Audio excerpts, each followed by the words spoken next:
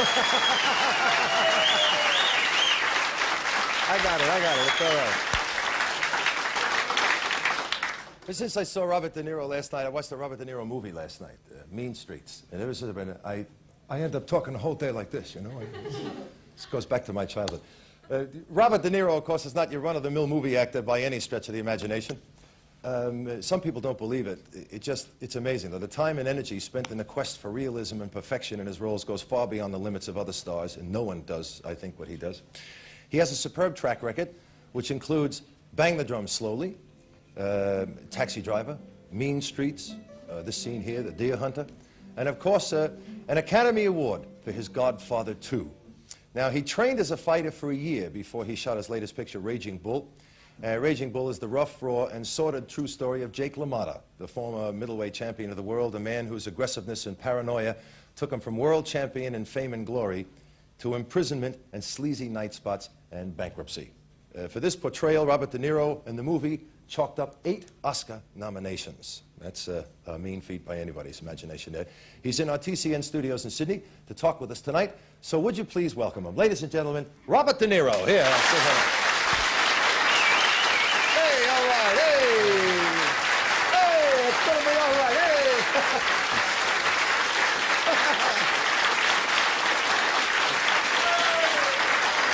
All right. Listen to that. That's good, right? How are you, Robert? I'm fine, thank you. How are you? I feel very honored. You've taken off your leather jacket and you've even shaved and cleaned up, and you look terrific tonight. Oh, thanks. Thank you. That's lovely. Have you enjoyed yourself so far here? They've been running you around Sydney pretty much, I hear. Yeah, I have. I've had a nice time. Sydney's a very nice city. It reminds me of San Francisco, but it's nicer.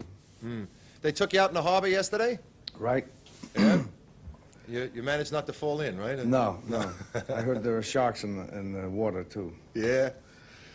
What about New York? Let me talk to you about New York for a minute. I looked at some scenes from Raging Bull. A lot of people here probably haven't seen it yet, so they wouldn't know what I was talking about. But a lot of that was very reminiscent of my childhood, seeing those kind of buildings and schoolyards and public pools and all of that. You never seem to move out of New York for your pictures. Is that because you feel more comfortable there?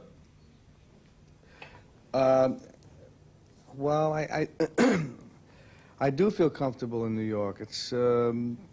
It's more fun to make a movie in New York, say, than a Western out in the middle of nowhere. Yeah. Or a movie in the jungle or whatever.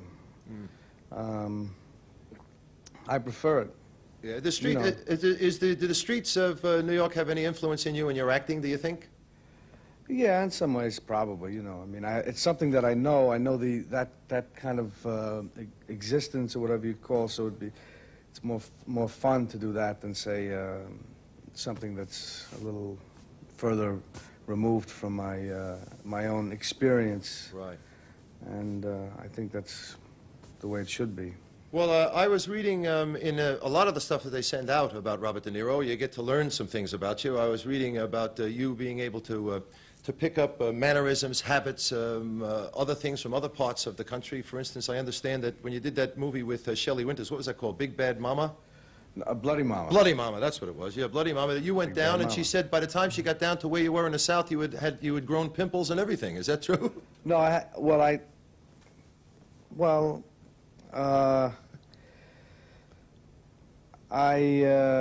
didn't do that, but I was playing a drug addict, a junkie. So I again, it was something with weight, and I had been very thin for it, and so on.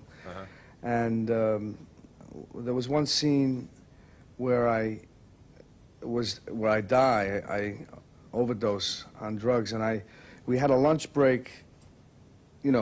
We shot in the morning, and I died, and everyone's. The next setup or the next part of the scene was where I would be. They would come over and start keening or whatever, getting upset because I'm dead. They find me dead. Right. And so I just stayed there during lunch. I just lay in the grass during the whole period, and I felt at that time it would help the actors feel more that there was some. It would help them get off on it in terms of my being. Feel that there was actually a dead person there. Right. Yeah.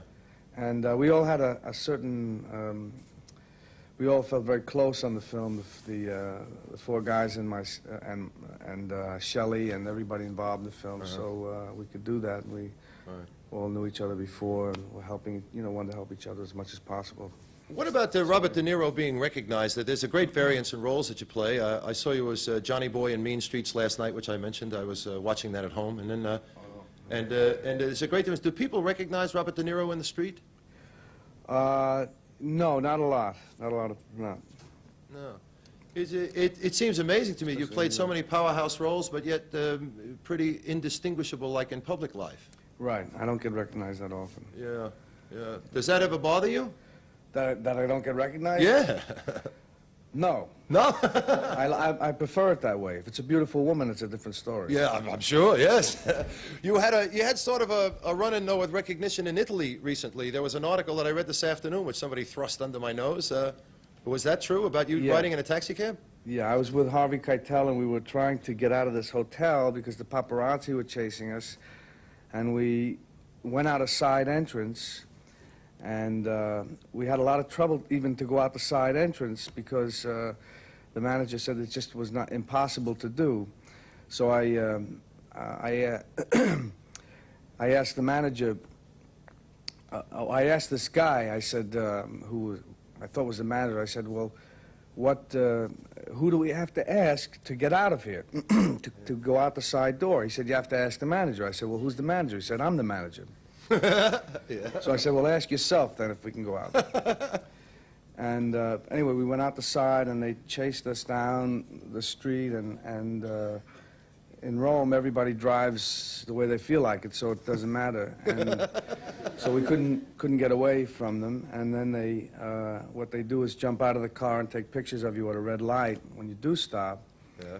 And so we had a little bit of an altercation with them and so on, and then they kept following us for about an hour, and finally we went back to the hotel, went back in the lobby, and then tried to go out again through this way and run down the street, had a whole plan, and they chased us again. Finally we asked the police to stop them, and they stopped them, and then we drove away, and when we drove away they said that we were terrorists. Oh, is that right? Yeah, and the police chased us for a few blocks and then made us get out, and had machine guns and had us up against the wall and all that. And I kept trying to stick my hands in my pocket to get my identification. And every time I did that, he stuck the gun at me more because he thought I was trying to go for something. Yeah. So anyway, but were you frightened? No, I wasn't frightened. I had a dinner appointment with some friends, and I was more annoyed. But when I heard about it later, I didn't know why they chased us. When I heard about it later, that they had said we were terrorists, that really upset me because they could have done something. They could have shot us. They could have just shot you and asked questions later, Right. probably, or something. All right.